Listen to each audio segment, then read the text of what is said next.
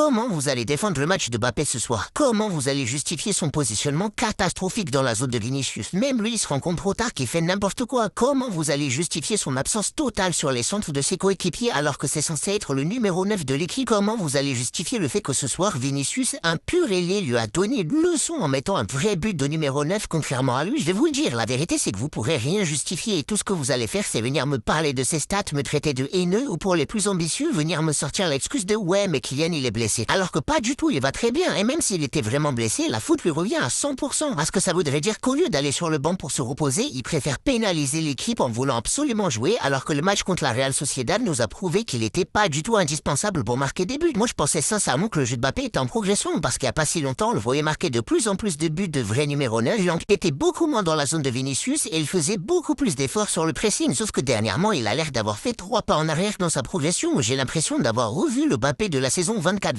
sous Ancelotti qui devait encore s'acclimater dans cette équipe.